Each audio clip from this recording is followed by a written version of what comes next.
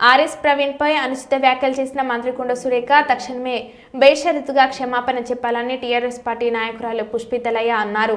వరంగల్లో ఏర్పాటు చేసిన మీడియా సమావేశంలో ఆమె మాట్లాడుతూ బీరు బిర్యానీ అంటూ పార్టీలు చేసుకుని సభ్యత మర్చిన వ్యక్తులు ఆర్ఎస్ ప్రవీణ్పై అనుచిత వ్యాఖ్యలు చేయడం ఏమిటని బీఆర్ఎస్ పార్టీ నాయకురాలు పుష్పలత ప్రశ్నించారు.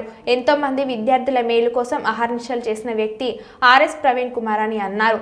ఆర్ఎస్ ప్రవీణ్పై మంత్రి కొండ సురేఖ చేసిన వ్యాఖ్యలు సరికావని తక్షణమే వెనక్కి తీసుకోవాలని వారు అన్నారు.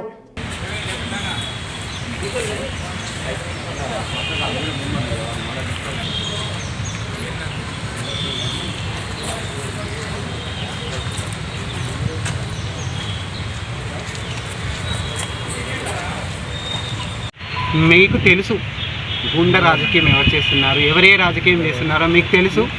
మరి మా ప్రవీణ్ కుమార్ గారిని అనే అర్హత మీకు లేదు. ఎందుకంటే ప్రవీణ్ కుమార్ గారు ఒక కార్యదర్శిగా ఉన్నప్పుడు ఎంతోమంది పిల్లల్ని లైఫ్ ఇచ్చి ఉన్నత శిఖరాలు ఎక్కించి ఎంతోమందికి పక్క రాష్ట్రాల్లో పక్క దేశాల్లో చదువుకునే ఘనత ఆర్ఎస్ ప్రవీణ్ కుమార్ గారిది. మరి మీరు ఎలా అంటున్నారు? నెలకు 9 కోట్ల ఎవరికి ఆయన ఎన్నికేసుకున్నాడా? ఏం మాట్లాడుతున్నారమ్మ కొండ సురేఖ గారు? మీరు ఒకటే నేను చెప్పదలుచుకున్నాను, కొండ సురేఖ గారికి మానవత్వం లేని మీరు ప్రవీణ్ కుమార్ గారి గురించి మాట్లాడే అవసరం మీకు లేదని నేను తెలియజేస్తున్నాను. ప్రవీణ్ కుమార్ గారు అంటే కార్యదర్శిగా ఉండి తన జేబులో డబ్బును కూడా పిల్లల కోసం పెట్టుకున్నాడు. మరి గురుకులాల బాట అనగానే నీ సీఎంకి వెన్నులో చెమటలు పడుతున్నాయి, మంత్రులకు చెమటలు పడుతున్నాయి.